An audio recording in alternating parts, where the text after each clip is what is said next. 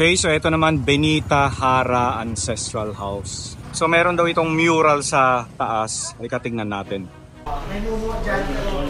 Okay lang yan, sir. Mabait naman sa atin ang mumu. Okay, bili tayo ng empanada.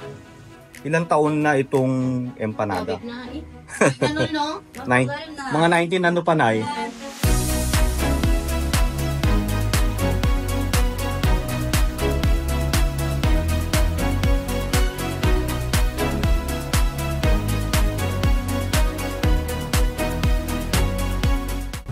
Okay, so dyan tayo naka-check-in sa 1898. Tapos dito, nandito yung Balay Negrense. Pero yung Balay Negrense mga kaitsubero, sarado. Kasi under restoration daw.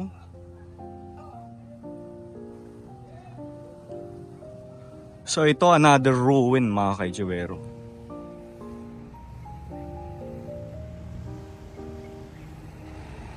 Okay. Okay, so ito yung Balay Negrense. So malapit lang sa kung saan tayo naka-check-in. Actually, kaya rin napili ko ang 1898. Kasi malapit lang sa lahat ng mga papasyalan natin. Ayan. So ito siya.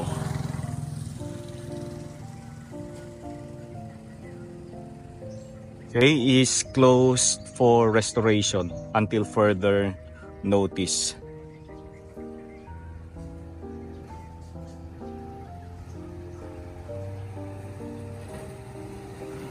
Balay Negrense.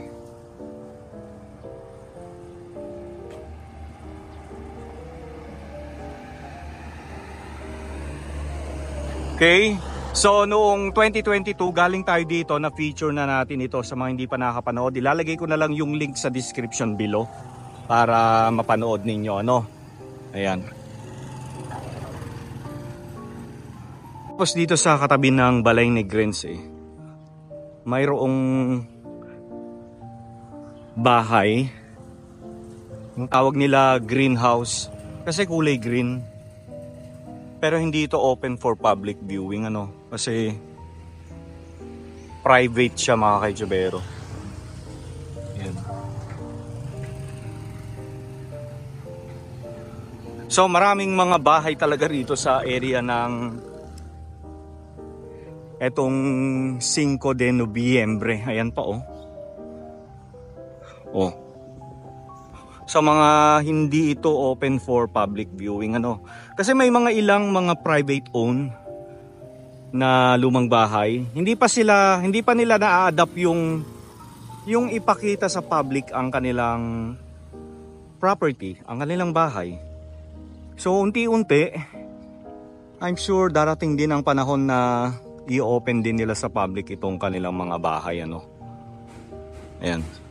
Siyempre para ma-appreciate ng mga new generation and tayong mga kasalukuyang generation, di ba?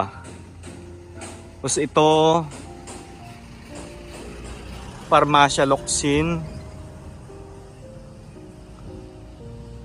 Okay, so ito naman Benita Hara Ancestral House. So meron daw itong mural sa taas. Halika tingnan natin.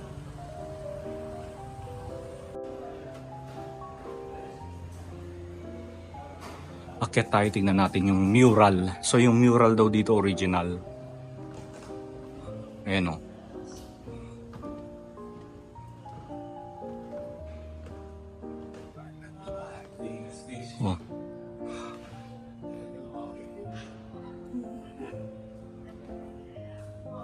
Galing oh.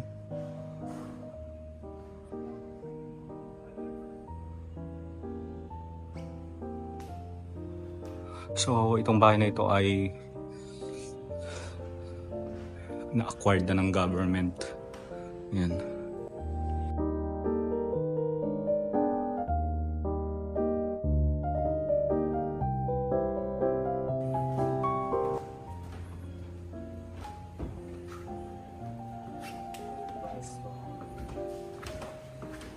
Okay, pababa na tayo.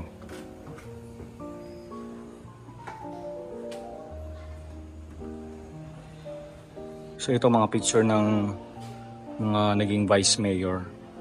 Tapos dito mga councilor. Ayan. So palabas na tayo. Boss, salamat po. So meron itong marker. Ayan. Benita Hara Ancestral House. Negosyo Center. Tingnan nga natin ito.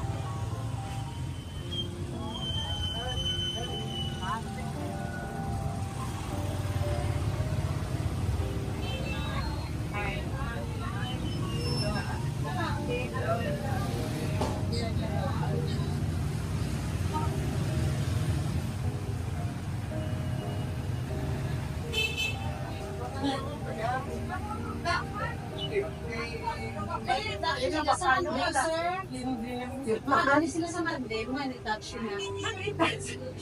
So sa buwas, hindi mo ginala ka mo ano siya, ilay na siya.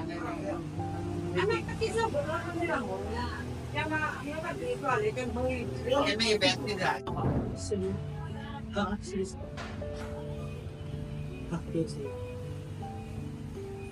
Beautiful.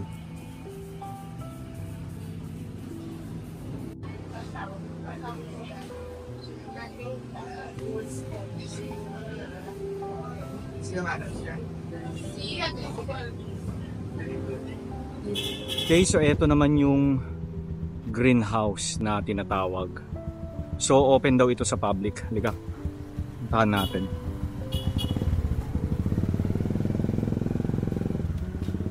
So meron din siyang marker. Wow.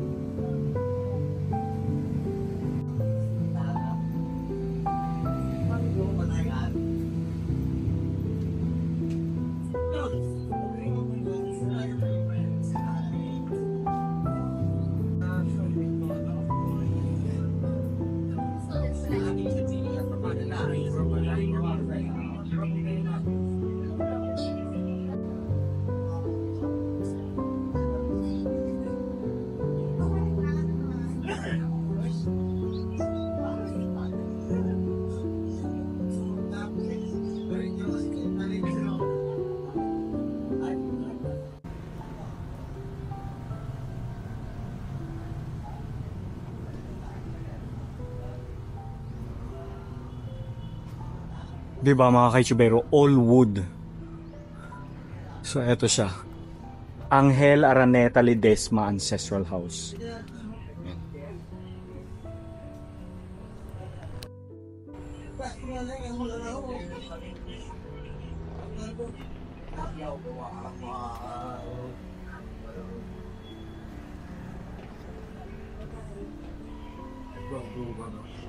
Wow.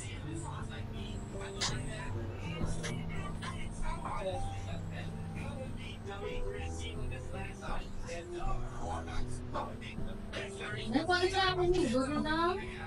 No, sinigubay ko yung bilo, no? Venus. Sir? Siguro din.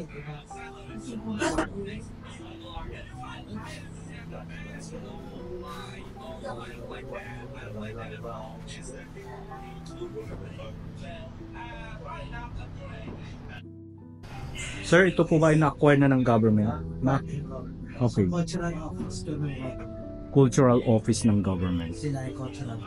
Yan. Sila ay Cultural Office. So, ako restoration. Ito yung minention mo kanina, sir, na i-restore this month, this August.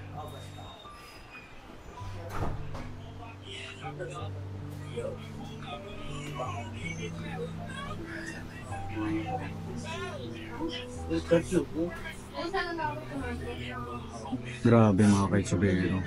Pero siyempre during that time, yung panahon na iyon, talagang Pwede rin. Napakarangya ng bahay na ito. Pwede umakyat, sir? May mumu dyan. Okay lang yan, sir. Mabait naman sa atin ang mumu. So, akyat tayo. Palay lang. Palay man. Pero hindi mo, face na kasi sa camp. So, sabi nila may mumu daw dito. Pero totoo may mumu. Pwede mag-picture. Tabi-tabi po. Makikituloy po sa inyong bahay. So dito empty. Empty na siya.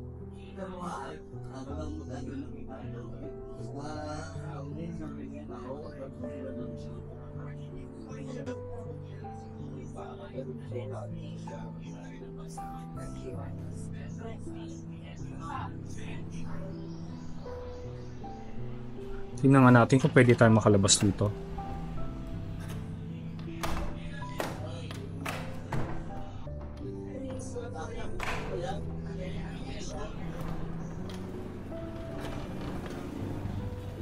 Oh.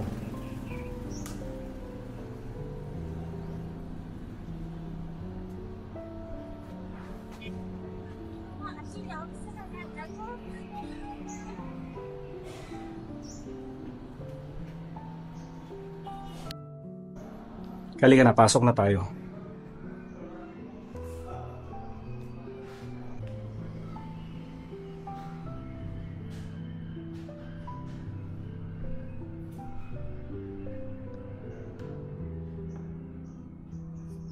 So ito bodega.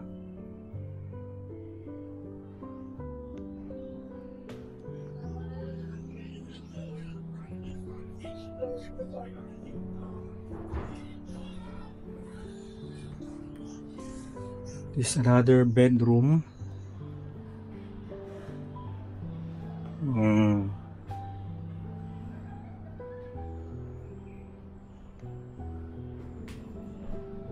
Interesting din yung kabilang bahay, oh. Ba? Di ba?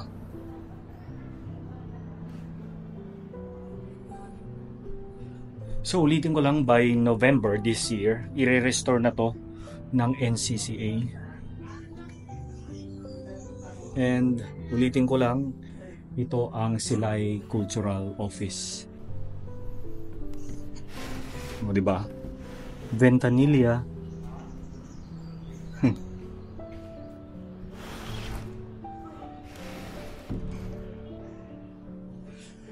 Kailangan na, baba na tayo. Ay, ano talaga yung sok ko liwat sa Junto. Manuel de la Rama Locsin Ancestral House pala ito. So commercial yung pinakababa, tapos yung taas yata pinapaupahan nila. And check nga natin kung pwedeng umakyat.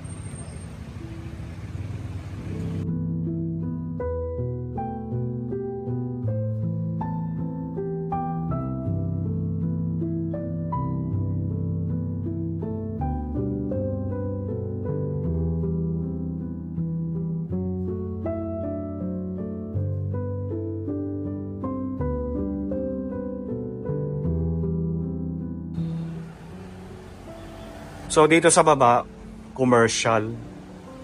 Ayan, oh.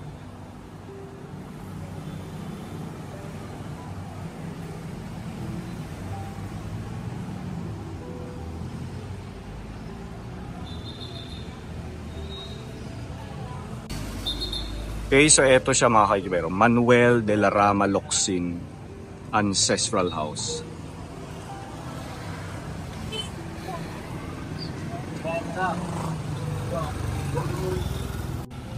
Okay, bili tayo ng empanada, pampasalubong.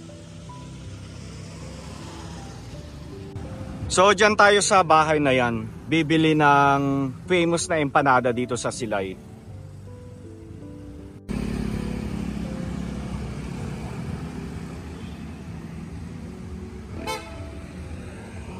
So ito hindi to open for public viewing, pero dito lang pwede bumili ng empanada nila. So ayan, Soledad and Maria Montelibano Lacson Ancestral House.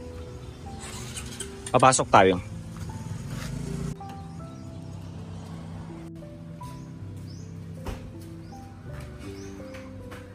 Akyat tayo dun.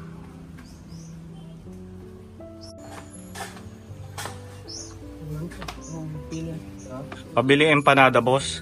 Eto siya. So ito yung mga choices, kuya. So ito po, ano po ito? Anong flavor ito, kuya? Ha? Pork. Ano no? Pork. Pork. Tapos ito, Pork dinala to. parehong Ito pork? yung ano, chicken. Chicken.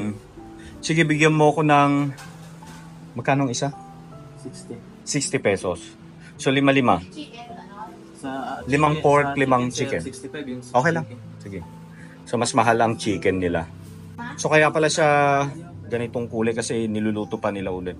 Ito kasi half cook. Kapag may bumili, niluluto nila Ano na ba? Hindi para na- fresh pa rin. Ito yung luto na. Ito yung pork. So ito niluluto talaga nila ulit. Pero luto naman na siya. O half cook. Pero kapag mga mag-order, niluluto uli nila. Ilang taon na itong empanada? COVID na eh. Ano no?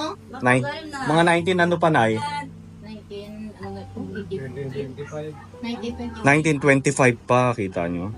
Kaya kung magagawi kayo dito sa Silay, puntahan nyo lang itong place nila para matikman nyo yung... Malakson. Oo.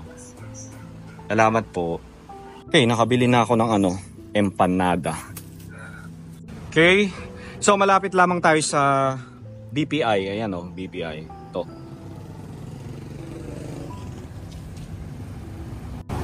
Tapos ito naman, El Ideal. So correct nyo na lang ako sa pronunciation. So bahay siya ni Cesar Lacson Locsin. Ayan. Basta mga Locsin, mayayaman talaga rito sa Silay. So nakakain na ako dito. Not bad. Not bad naman yung food nila. Ayan. Masarap yung nila. Yung tapa.